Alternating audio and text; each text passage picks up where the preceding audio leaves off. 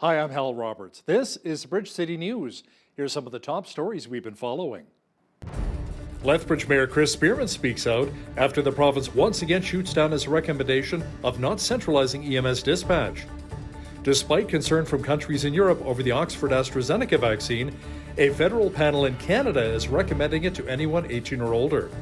And our foreign affairs expert Lisa Daftari has an update from Myanmar, where the death toll is rising since the February 1st coup. Your nation, your province, your southern Alberta. From the heart of Lethbridge, it's Bridge City News with Hal Roberts. Thanks so much for joining us. A federal panel is recommending the Oxford AstraZeneca COVID-19 vaccine for anyone over the age of 18. The National Advisory Committee on Immunization says there's real-world evidence to show the drug is safe and effective for most Canadians, including seniors. It says the latest clinical trial data suggests that the Pfizer-BioNTech and Moderna vaccines are more effective than AstraZeneca's and should be prioritized for seniors and other high-risk populations. Now, the news comes after countries in Europe, including Germany, France, Ireland, Denmark, and Norway, have temporarily suspended the use of the AstraZeneca vaccine due to concerns over blood clotting side effects. The province announced today that family doctors will soon be able to administer the COVID-19 vaccine. Alberta Health has been working with the Alberta Medical Association to incorporate community physicians into the distribution plan. The UCP says more than 500 doctors have expressed interest in providing the vaccine. They say 185 physician clinics containing 1,100 doctors could distribute around 14,000 daily doses. The first community physicians are expected to begin administering vaccines next month. The province announced today that over the past 24 hours, there were 355 new cases of COVID-19 identified. There are currently 260 people in hospital with the virus, including 44 in intensive care. There are 4,776 active cases in the province. Now, sadly, there are also 3 more deaths attributed to the virus. Fortunately, more than 132,000 Albertans have also recovered from COVID-19. The Calgary zone currently has 1,824 active cases. The Edmonton zone has 1,114. In the North zone, there are 773 active cases. The Central zone has 448. And here in the South zone, there are 610 active cases of the novel coronavirus. There are 456 in Lethbridge and just 9 in Medicine Hat. Our province's Chief Medical Officer of Health, Dr. Dean Henshaw, says when it comes to administering vaccines to pregnant women in the province, there are some potential risks involved. So pregnancy is a condition that a multitude of research has indicated causes an increased risk of severe outcomes over when compared with women who aren't pregnant. And when we were looking at the different conditions that could potentially be included for eligibility, there was a decision to include that. We know that women will have to assess their own personal values, the risks of those severe outcomes, against the fact that there have not been clinical trials that have been done in women who are pregnant. A Lethbridge senior is claiming that she was mistreated at the Chinook Regional Hospital after she fell and was transferred there for care. As Micah Quinn explains now, the senior says that she's lost faith in the system and wants accountability from the hospital. Grace Mary Holthe says that she had fallen on her floor and spent a grueling 24 hours before she received any help. Her family had called her with no response, so they came to her house to help her. Holthe was then brought over to the Chinook Regional Hospital by EMS, and that's where she says her trouble started. And so the girls came in and they never offered me a drink or anything. I was dehydrated, but they never gave me a drink. Mark finally said to him, "Can I please have a drink for Mom? She's so thirsty," because she hasn't had anything to drink for over 24 hours. I just felt like they were very cold towards me. I'm not sure how those girls were thinking, but I was feeling that, okay, here's another old lady. She's going to die anyway, so, we won't put too much effort into this. Holthe says that the doctor told her nothing was wrong with her and sent her home at 3 a.m. that night with no explanation as to why she had fallen. It's a good thing I have a bit of a nursing background, but there was no instructions as to when I should see my doctor, if I should see my doctor, when I should start taking my meds again. There was, nothing about what to do, not drink lots so you can get hydrated again, nothing. Holthe says that she wants Alberta Health Services to pay more attention to what's going on specifically with the senior population. I think if any of them had ever taken a course on dealing with the aged, that they would soon know what it's about and get their eyes opened. And if they're going to be looking after us, they should have that extra education to know how to look after us. Bridge City News reached out to Alberta Health Services, and in a written statement, they said that they take these allegations seriously, and any allegations are investigated and reviewed internally. The statement goes on to say that they haven't received any complaints by the named individual, and the Patient Relations Department is available to anyone who has concerns about care received by themselves or a loved one. For Bridge City News, I'm Micah Quinn. Lethbridge Mayor Chris Spearman says he's disappointed that the province will not reverse its decision of centralizing EMS dispatch services.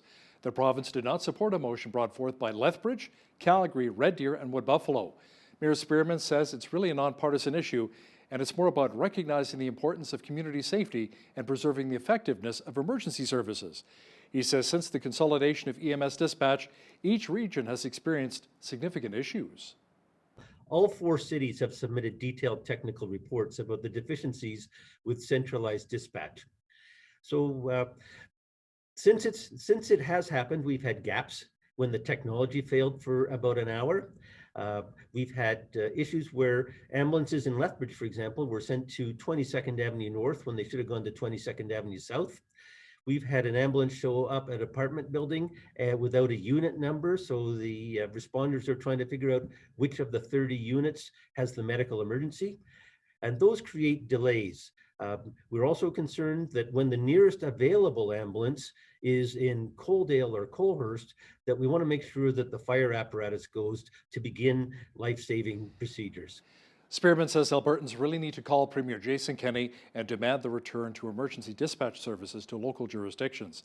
He says he will also request a third-party external review of the EMS dispatch system to be conducted to provide recommendations to improve Alberta's emergency services. The Lethbridge Police Service confirms that 5 employees have been suspended with pay pending a professional misconduct hearing. The incident, which occurred in 2018, was referred to an outside agency for investigation. Police say no names are being released of those being investigated to protect the integrity of the hearing process. Now, the LPS says this is not connected to the ACERT investigation announced earlier into the police access of data relating to Lethbridge West MLA Shannon Phillips' personal information. A 19-year-old man appeared in court today following a vicious assault at his school in Leduc, which left 17-year-old Jennifer Winkler dead. Police have laid a first-degree murder charge against Dylan Thomas Pountney. RCMP say the attack took place Monday in a classroom at Christ the King School in Leduc, which has around 350 students grades 9 through 12. The school division says no classes were scheduled for Tuesday, and a trauma support team will be helping students and teachers the rest of this week. Alberta's opposition NDP is introducing a private member's bill calling for an immediate ban on future coal mining activities on the eastern slopes of the Canadian Rockies. Albertans know how harmful coal mining is to our mountains. And part of what has made people so angry is the secretive and misleading way the government has tried to advance this plan. Even today, I don't think anyone has confidence that the UCP is going to do the right thing and drop this terrible idea for good. So as Albertans, we need to protect our mountains in law. That is why in the coming weeks, I will introduce a private member's bill on behalf of Alberta's NDP that, if passed, will place an immediate ban on future coal mining and related activities in our eastern slopes. It places a permanent ban on all activities in what are called categories 1 and 2 in the 1976 Lougheed coal policy. A new report says Alberta had the highest average increase in farmland values on the prairies last year. The new data from Farm Credit Canada says our province saw a 6% increase in 2020, while Saskatchewan had a gain of 5.4%, which is the same as the national average. The gains came despite disruptions caused by the pandemic, including labor shortages and changed consumer buying habits. Now, outside of Atlantic Canada, Manitoba had the smallest increase at just 3.6%. Alberta Premier Jason Kenney says he intends to ensure Rogers Communications follows through on its commitments following news that the communications giant is purchasing Calgary-based Shaw. Rogers pledged to invest $6.5 billion in Western Canada to build 5G networks. The company also said it was retaining a headquarters in Calgary and setting up a new Centre for Technology and Engineering. Kenney says the province will closely monitor Rogers' regulatory filings and will likely make submissions to the regulatory agencies. Kenny says he wants the commitment to increase employment and investment made a condition of federal approval. If you live in Lethbridge, you've seen the high density on the city's west side. More construction, more families are moving to areas like Copperwood. Christine Light, who's the board chair for the Lethbridge School Division, says the province's recent announcement of a new West Side Elementary School being built is great news. So the new school will be in Gary Station, going to be a 900 capacity school. So initially when it's built, it will have capacity for 610 students. And then we will be able to expand out to 900 students. Catch the full interview with Christine Light of the Lethbridge School Division and BCN's Jeanette Rocher coming up later in our broadcast. The Lethbridge and District Exhibition announced today that the Weekend Farmers Market will open May 8th in the North Pavilion of the park. Now, the Farmers Market, in partnership with the Downtown Lethbridge BRZ, will begin July 7th across from Galt Gardens.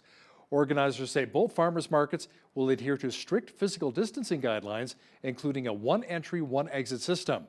Vendors will also be required to submit a signed COVID-19 screening document prior to each week's market. The power of music can certainly liven up a person's day in an instant.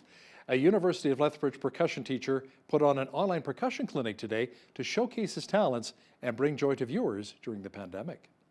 In a lot of ways, I'm extremely grateful for the technology that we have.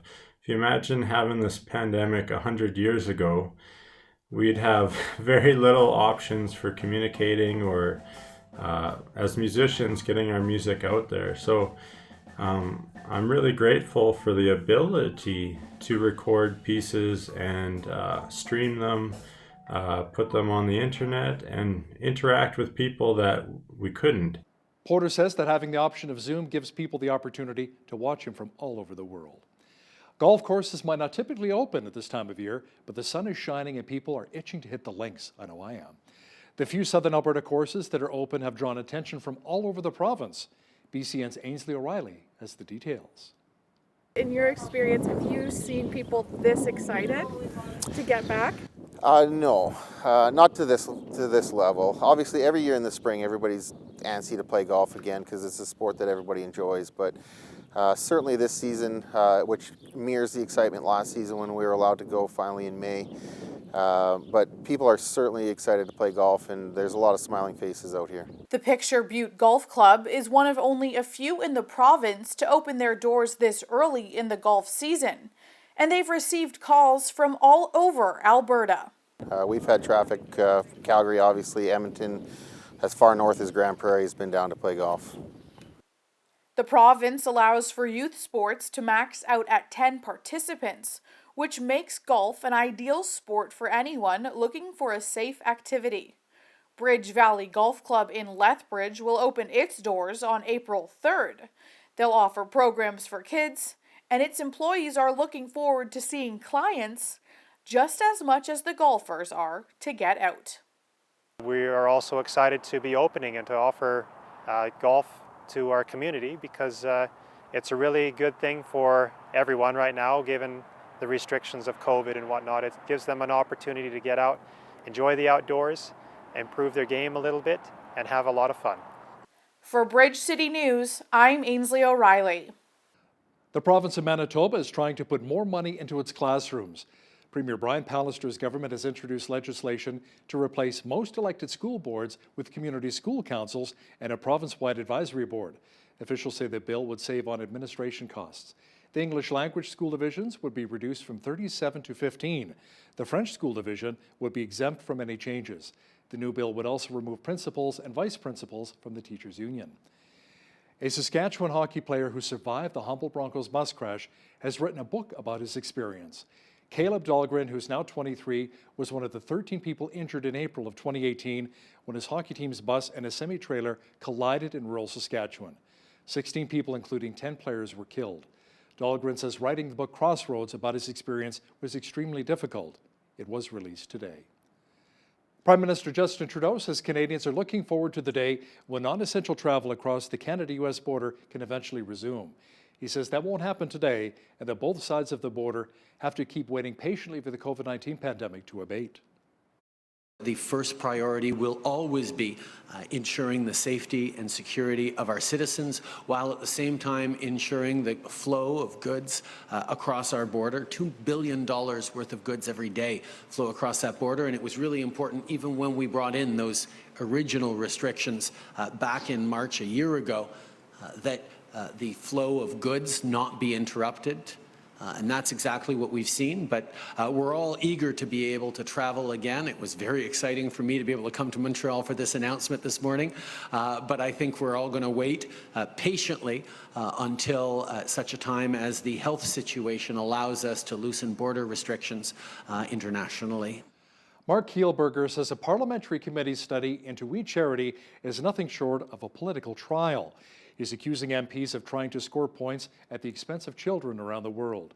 The Kielbergers are defending WE's operations and structure since the cancelled agreement to have it manage a federal student grant program.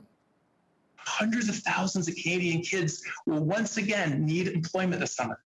Where's the replacement program for youth opportunity? Who among you have developed a better plan to match nonprofits in the volunteer sector they so desperately need? How has Canadian youth and any of this made them, as young people in Canada, more likely to serve or more likely one day to go into politics? It's easy to tear down irresponsibly. It's, however, difficult to build and much more difficult to replace what you destroy. We Charity, it wasn't perfect, but as Canadian youth and Canadian young people, they were better off because of it. The bloodshed continues in Myanmar since the coup in which the military overthrew the government last month. New reports say at least 39 people were killed in Myanmar's main city. Our foreign affairs expert Lisa Daftari says sadly the death toll is expected to rise. They instated martial law to make sure people are off the streets, but that didn't last too long. They are supporters of their leader, and they will come out onto the streets very, very boldly to make their voices heard against the military, against this coup.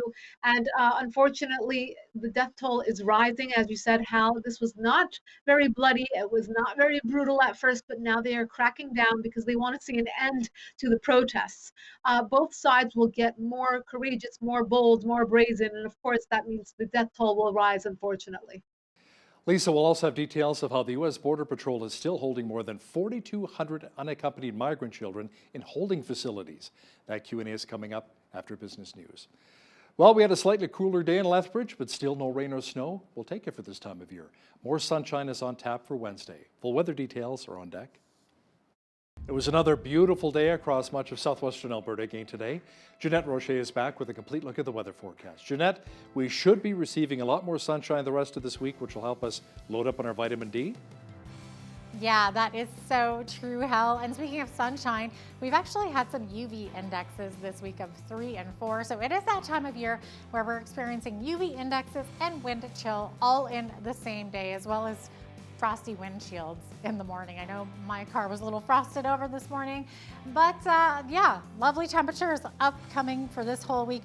-6 is our overnight low tonight with about a 30-kilometer-per-hour wind. A little bit more gusty tomorrow, up to 50 tomorrow. 15 degrees is our high under sunny skies. A beautiful sunny day on Thursday, high of 18 degrees. 16 on Friday, 12 Saturday with a mix of sun and cloud, 13 on Sunday, and 12 again for next Monday. So I'm loving these double digits, and team temperatures certainly putting us into well above seasonal averages for this time of year. Average high, 6 degrees, average low, -7. 19 was our high temperature back in 1985, and it was a chilly -33 in 1943. 7:42 is when the sun rose this morning, sunset this evening, 7:37 p.m. So we're looking at those 7 o'clock hours now because of that time change over the weekend. Looking to the west coast tomorrow, lovely day in Victoria and Vancouver, highs of 10 and 11 degrees. Over in Edmonton and Calgary, a beautiful, beautiful sunshine across Alberta tomorrow. 12 is the high in Edmonton with 20 to 40 kilometer-per-hour winds there, about a 20K wind in Calgary tomorrow with a high of 13. Over in the rest of the prairies, Saskatoon's high 5 degrees, high of 7 in Regina, sunny skies, 30% chance of flurries tomorrow in Winnipeg with a high of 8 degrees.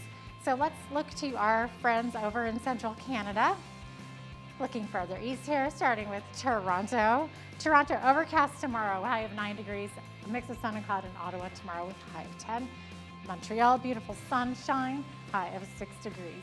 Over in Atlantic Canada, also beautiful sunshine across the Maritimes tomorrow. So Fredericton's high, we're looking at 6 degrees, 4 degrees in Halifax, 4 degrees also in Charlottetown with sunshine and a mix of sun and cloud in St. John's. Gusty winds though up to about 60 km per hour. -3 is the high there. There you go, that is your forecast. Walmart has announced plans to close around 6 stores as part of what it says is a mission to modernize its business. 3 of the stores are located in Ontario, 2 in Alberta, and 1 in Newfoundland and Labrador. The 2 stores in Alberta are allegedly located in Calgary and Edmonton that will be closed. The retailer says employees will be offered jobs at other nearby locations. Walmart also announced it is spending $500 million to upgrade more than 60% of its remaining locations and improve pickup spaces for online orders.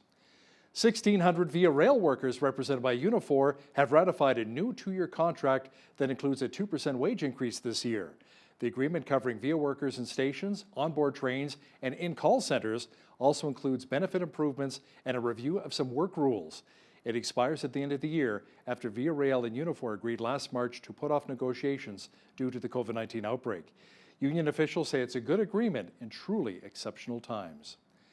A new 4-story, $75 million Ford Robotics building opened in Michigan. It is creating a unique space that will allow Ford researchers and engineers to work alongside students and robots that walk, roll, and even fly. What's the application for? For the moment, they are... And so it's really a facility for the notion that robots are for people and not in competition with people, but for people.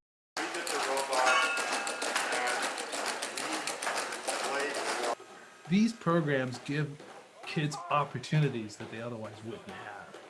With this Ford Robotics building, we're going to be building a curriculum in partnership with historically Black colleges and universities to give kids the chance to study robotics and then come to the University of Michigan in Ann Arbor and work side by side with Ford engineers and University of Michigan professors to begin their journey in a robotics career. You know, I know the technology is cool, but don't they look just a little bit creepy? Now, here's a look at today's markets. The TSX was down 80 points on the day to finish at 18,874. The Dow was down 127 points to 32,826. The S&P 500 was down 6 points to 3963, and the Nasdaq was up 11 points on the day to 13,472. West Texas Intermediate Oil was down 48 cents to $64.91 US per barrel. Natural gas was up 8 cents to $2.56 US. Gold was down 8 cents to $17.3132 US an ounce. And silver was even on the day at $25.93 US an ounce. Wheat is at $306 per metric ton. Barley's at $310. Canola's at $801. And corn is at $341 per metric ton. Live cattle were down 93 cents to $118.20. Feeder cattle were down 45 cents to $136.58, and lean hogs were up $2.35 to $92.90. The Canadian dollar was down slightly over the past 24 hours to $80.34 US.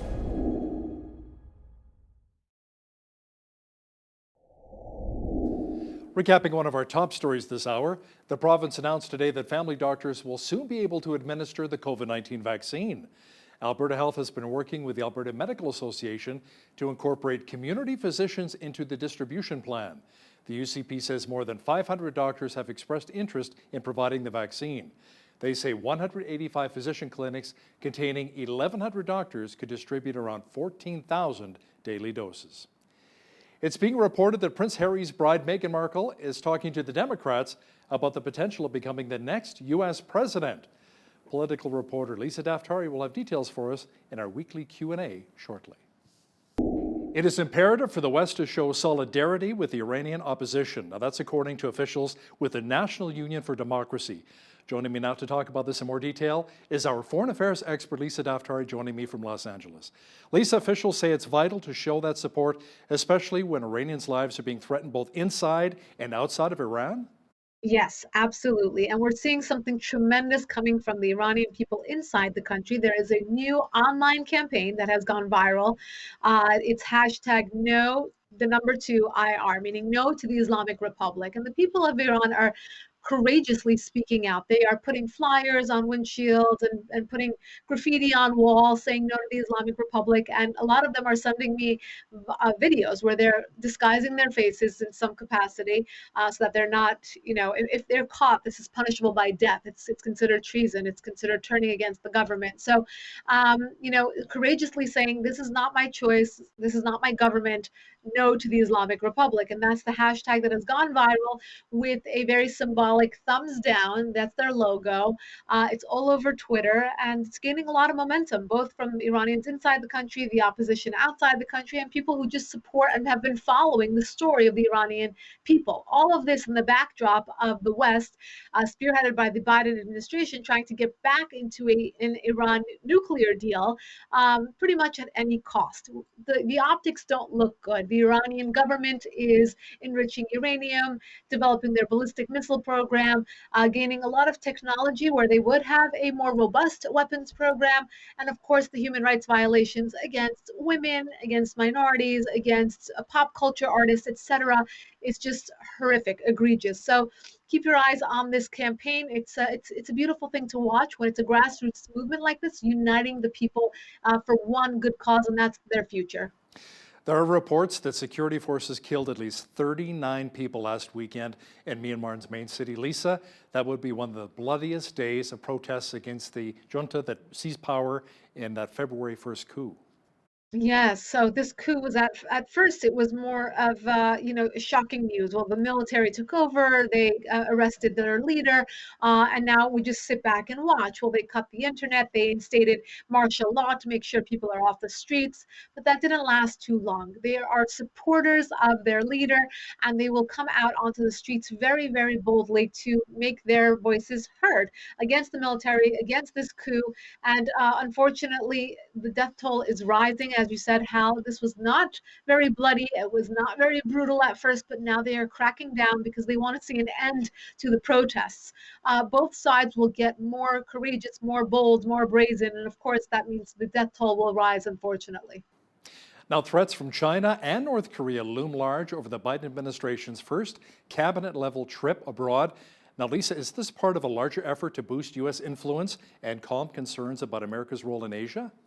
Yes, absolutely. All reports that have recently come out, whether they have been by army generals or analysts, are talking about the obvious elephant in the room, the fact that China has really gained so much influence and power in the region, and their agenda is only to grow bigger and stronger over the next decade or so.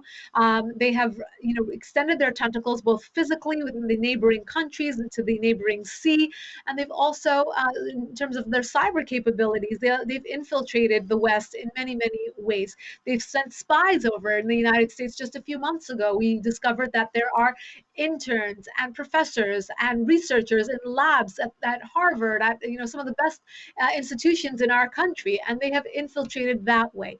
We've known for a long time, Hal, that the Chinese have been after using copycat technology and stealing our patents and stealing our technology and science, etc.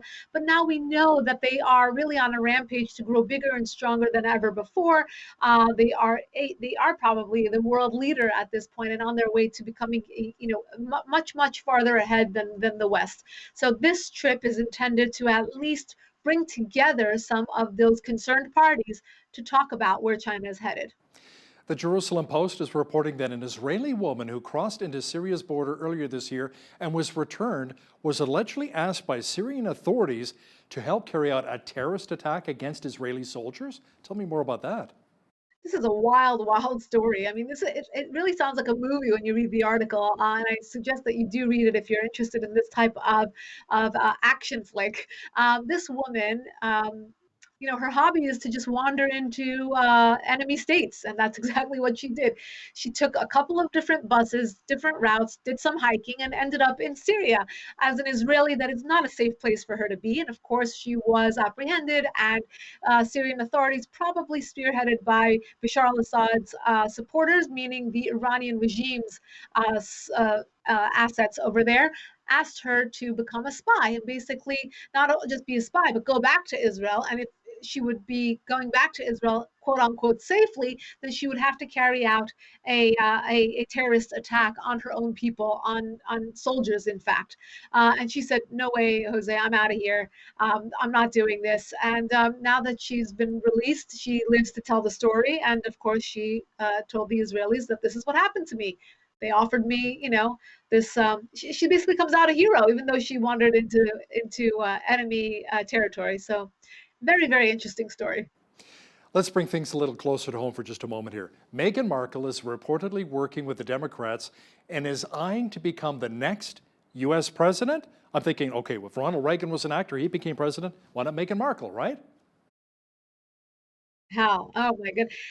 Ambition knows no bounds, right? Give her an inch, and look, she got this primetime interview with Oprah, and now look at her. I guess the Queen didn't really squash her confidence that much, because she lives to go on, and of course she has very, very large ambitions. If this is in fact true, this is at page 6, not on the cover of the New York Times. So perhaps we can take it with a grain of salt, or perhaps she's just hobnobbing and using her 5 minutes of fame to put out some more rumors. Who knows?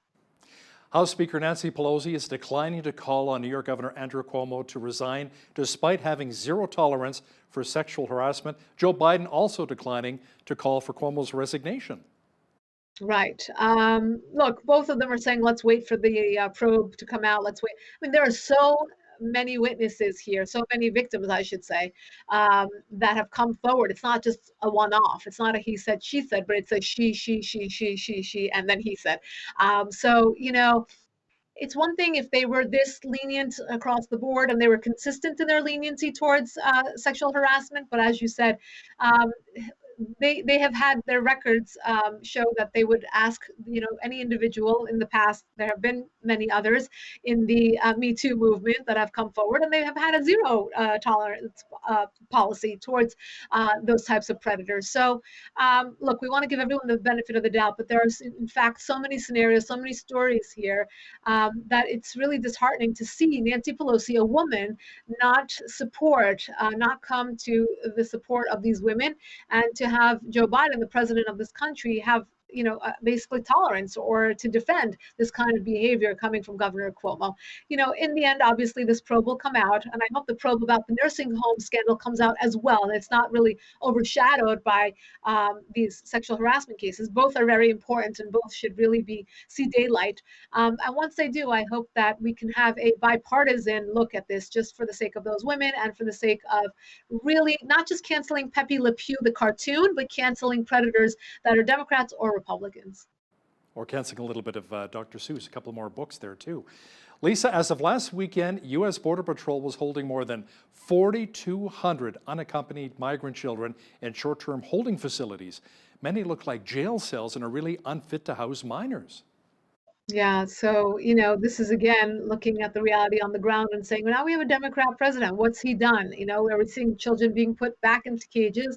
We're seeing the horrific scenario that is really worsening by the moment at the border. Both sides blaming each other, Democrats and Republicans in this country. But the fact is, this is what's going on. And regardless of whether you're blue or red, it's a crisis. You can't have unvetted people coming into our country, especially at a time where crimes are at a high rate and coronavirus. I mean, you cannot, you can't vet these people, before letting them in by any means. Not based on their past history, not based on who they are, why they left their countries, and if they're healthy to come into this country and not bring any variants of the virus in. And that's just what it comes down to. Biden and the Democrats can campaign all they want on having a very lax immigration policy, but when reality hits, we have to deal with a country that has to be kept safe first and foremost. And a lot of these migrant kids come from many different countries across Central America, right? Correct. It's all different kinds of places, and we know that they've been trying to be kept back. So if they're just marching north from the south, in different places like Guatemala and Honduras, there's attempts to stop them, to no avail, and they have arrived at our border, and more continue to come. Look, if the message from the border is that you can come in, you don't have to wait your turn for a visa, you don't have to wait your turn to be vetted, you can just march right in. Why wouldn't more people, it would really behoove them to come and not wait, since this moment seems like the right and opportune moment to come in without any consequence. You know, I'm shocked at how big some of these caravans are with, you know, tens of thousands of people. It's just incredible watching all of the migrants move from country to country to country, you know, walking, swimming, whatever it takes to try and get away from their current conditions. Now, speaking of current conditions, pretty bizarre what's going on right now in Portland, Oregon. Police there found firearms, crowbars, hammers, even bear spray after they recently corralled a group of about 100 protesters. Are people still actually protesting the death of George Floyd in Minneapolis last May? Or maybe they're just, what, are they bored? Like, what's going on there? Oh, yeah, a little bit of everything. Look, that was what ignited. The catalyst obviously was something along the lines of BLM and George Floyd. And of course, remnants of that remain. But I think, when you look at these protests and you ask these individuals what they're on the street for, I think they're in this perpetual protest mode. They're just in this state of victimhood, of just blaming and destroying, and anger. It's just a lot of anger. I do a daily top 10 email where we used to cover stories from Syria and Iraq and Erbil and Raqqa and ISIS. And now we cover almost daily protests from Portland and, other places in the country where we're seeing these types of protests, because the streets of Portland seem to be much more dangerous than parts of the Middle East right now. And that's really the sad state of our nation, because we have, this anger, this resentment, this division, anger at the police, anger at the government, anger at the military, and these are the people who are helping us and are protecting us and really risking their lives to save us. But it's a sad situation. You'd think by now it would have fizzled out, but it hasn't. It still has this momentum behind it, particularly in Oregon. We have friends in Oregon who say it's horrific. It's on every corner. It's not a safe place to live or to raise children or to do business. It speaks more about the overall sentiment in the country right now. There is no unity, even though the White House may call for unity. It's a fake attempt at trying to unite both sides. And we're hoping that before more damage is done and long-term damage is done, that we can come to some sort of resolution for the future. Now let's talk about some of the lockdowns, which has impacted the entire world, including here in North America. Here in Alberta, we've slowly been easing some of the government restrictions, allowing some restaurants to reopen and so forth, families to get together, outdoor dining on the patios in Winnipeg, Manitoba. I noticed in your country, in Texas, it seems like they've lifted a lot of the restrictions. Texas is open for business once again. What about in California? Yeah, California slowly. Today is the first day of a new level of opening up. So we're getting some movie theaters back open, and people can dine inside restaurants for the first time, but at 25% capacity. It's been very difficult. Most businesses will not open back up. And when you drive down the main roads in my area, they're still boarded up. Many of them won't be able to open back up, regardless of they've had to pay rent and employees, and they can't go back out and risk that financially in order to open up again. It's very devastating. And regardless of what we hear in the news about opening up and about, it's been a year. And that devastation, a lot of people can't recover from. In terms of the economic devastation, the psychological. The schools still aren't open here. The LAUSD, the unions are fighting opening up. The teachers don't want to go back. You speak to these families that have 3 and 4 kids. They cannot manage. A lot of them can't afford to have tablets and computers for each child. They can't afford the internet service that's required to have these kids on Zoom. And talk about, the psychological effects on having these kids be home in front of a monitor instead of playing on the playground. So it's been a very long year, and we continue to see the devastation and the side effects here in California. U.S. political reporter and our foreign affairs expert, Lisa Daftari, thanks again for joining me today from Los Angeles. My pleasure. Overcrowding in Lethbridge public schools has become a problem in recent years, but will the announcement of a new elementary school here in town change that? Here to talk about that and the recent school boundary revisions is Christine Light, board chair of the Lethbridge School Division. Christine, welcome. Thank you so much for joining me today. Thanks so much for having me, Jeanette. Absolutely. So I wanted to have you on today to discuss the recent changes that will affect so many students and so many families starting next school year, right? So in September. So the school board undertook this huge endeavor, a 2-year endeavor, in fact, that involved changing the catchment areas that would determine which neighborhoods would attend which schools, right? So as a result, this fall, hundreds of elementary, middle, and high school students will have to switch schools because of the new boundaries the school board put into place. So let's maybe begin with why it was necessary in the first place to change the boundary lines. Of course. Well, as you said, the process started just over 2 years ago, and we have been having capacity pressure issues on the west side for quite some time. We've had them up until Coalbanks was given to us from the province, and what we found is the west side is developing so quickly that even when Coalbanks opened, it opened at capacity, and within its second year, it was over capacity. So it really didn't alleviate those pressures on the west side. So we've been advocating for a new school. That's been our #1 capital priority project priority for the past 4 years. So what the division has decided to do 2 years ago is create boundary committees to really assess the 3 sectors of our city. And so we needed to address those growth pressures. So on the west side, we looked at boundaries, or the committee looked at boundaries. I shouldn't say we, because I wasn't on that committee.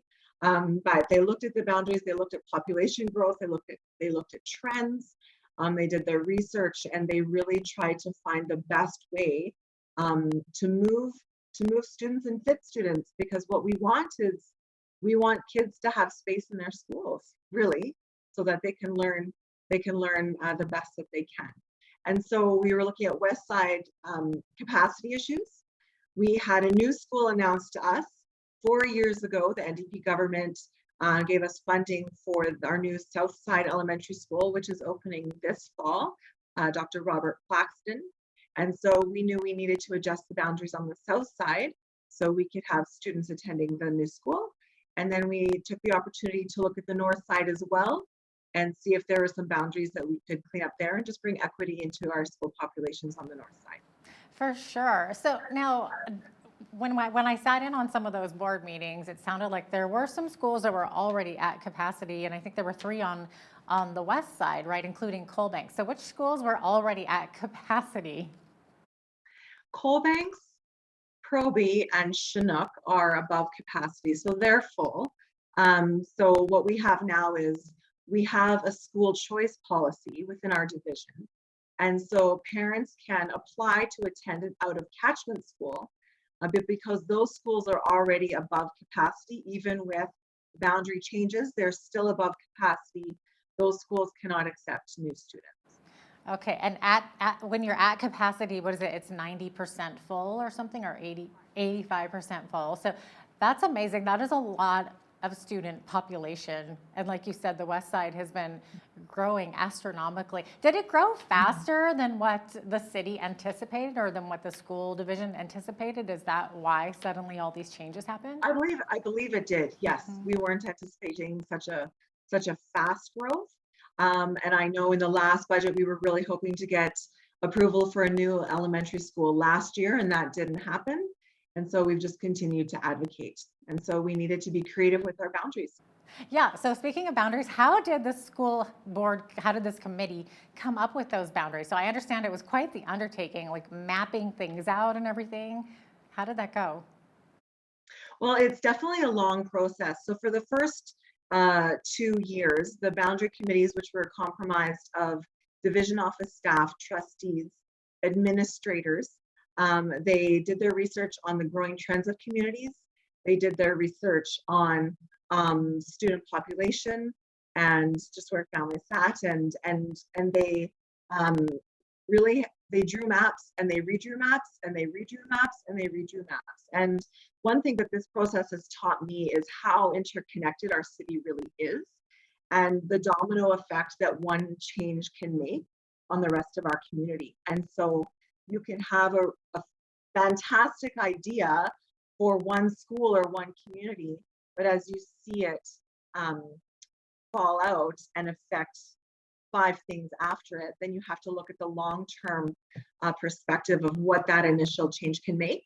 And so some of those things we could work with, and some of those things essentially said, no, we can't make this change. We need to look for a plan B, C, D, E, or F, right? And we just need to keep working. Yeah. So once they'd gone through all of those scenarios, multiple scenarios, they brought those scenarios back to the board. They updated the board during this 2-year period.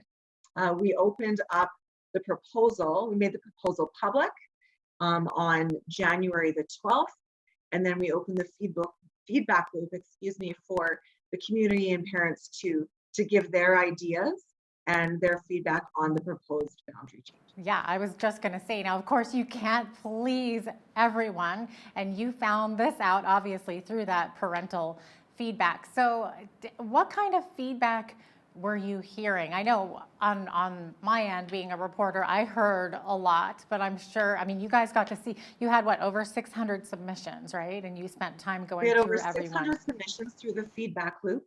We also had personal emails and phone calls to the board as well.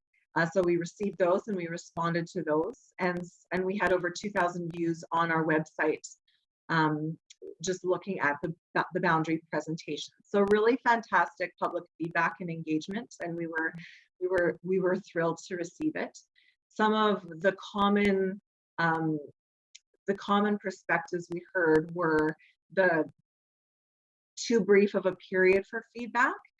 Some people weren't impressed or satisfied with the 2 to 3 week time limit on the feedback loop.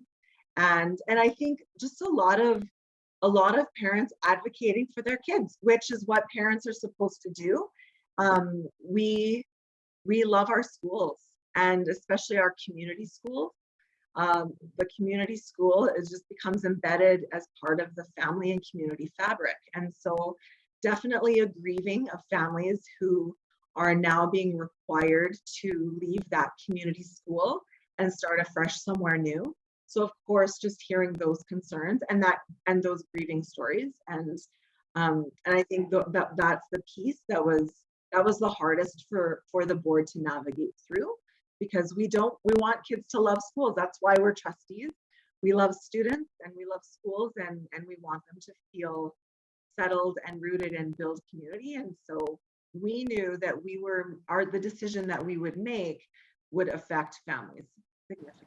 Yeah, absolutely. And I think like some of the negative feedback that I had heard had to do with busing. So kids who were at one point were eligible for busing suddenly had to switch to a school that was within that point that made them ineligible for busing. And what is it? Is it 2.6 kilometers or something? 2.4 kilometers. So yeah, and I think some of the concerns initially with the Copperwood students were, well, I don't want my 12-year-old walking up and down Whoop Up by themselves, or Métis. It's a busy road. Parents starting work early in the morning can't drop their kids off at work. And the great thing is you guys heard these concerns, and I know you made some revisions with that Copperwood area specifically, because at one point you had the boundary going right down Coalbanks Boulevard so that kids on one side of the road went to one school and kids on the other one went to the other school, right? So they're being separated from their friends, and you heard all kinds of stuff, right? But you heard all kinds of stuff, yeah. And it was good. I mean, when you look at it on the map, it's easy to say, okay, well, that's logical. But then you hear from the families, and just that reminder of, well, you're actually slicing our community. And of course, we had to revisit that, and they advocated well for their community, and they were right. We didn't want to divide that community, so we changed the boundary for Copperwood. Yeah, and from what I heard, all the Copperwood families were very, very satisfied with the changes that you made. And then there were some other changes that were made last minute.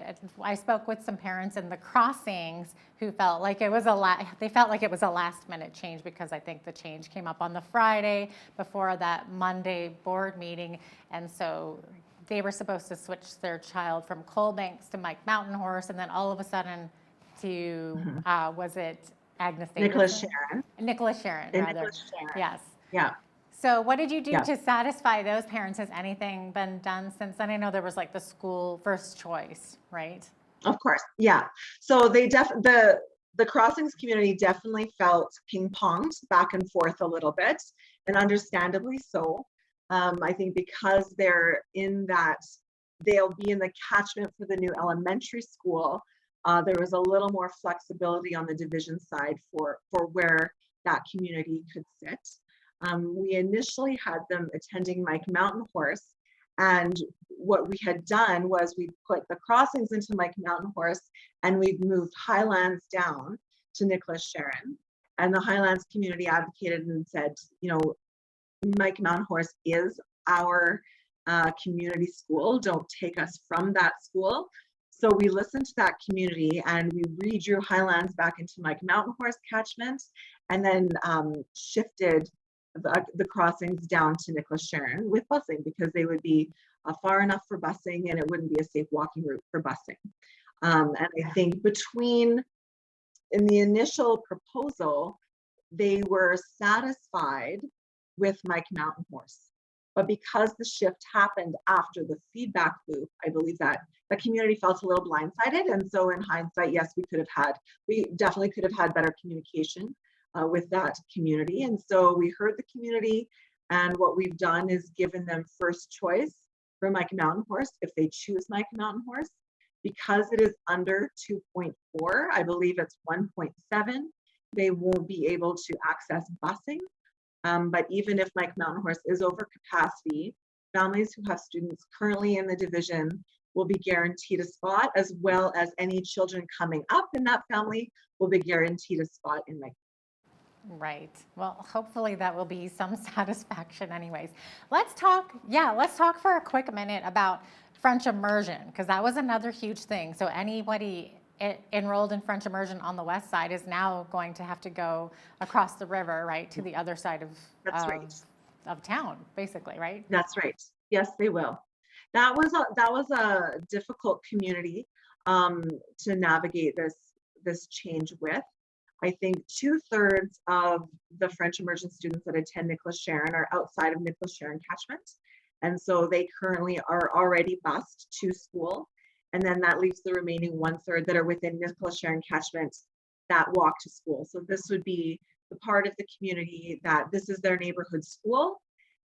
People have purchased homes to be close to their catchment school. So very difficult, hard family stories to implement a change with. And so again, I think the French community really didn't believe that the 2-3 week time period for the feedback loop was long enough, and they've really expressed that they wish that they were part of the communication, part of the boundary process from its inception.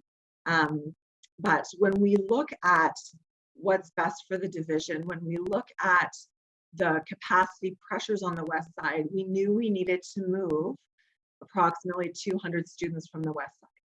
That wasn't an option, that had to be done.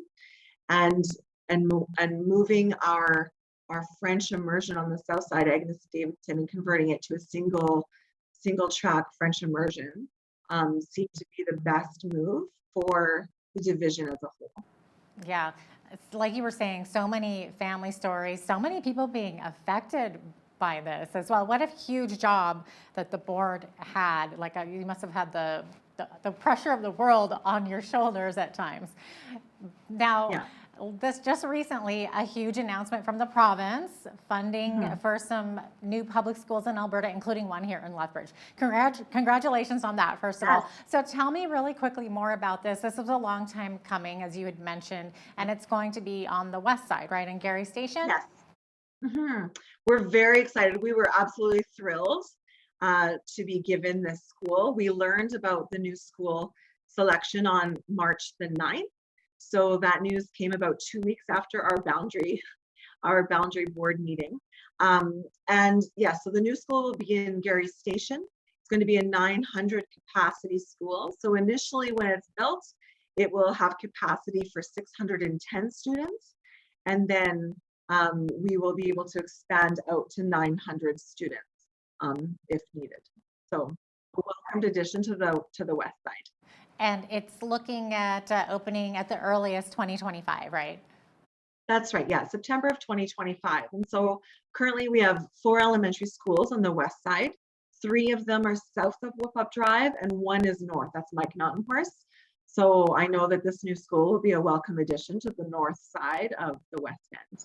Right. And then at what point can we see the groundbreaking or actually see some dirt turned for that school? You know, that process, that takes about 2 years to get to that point.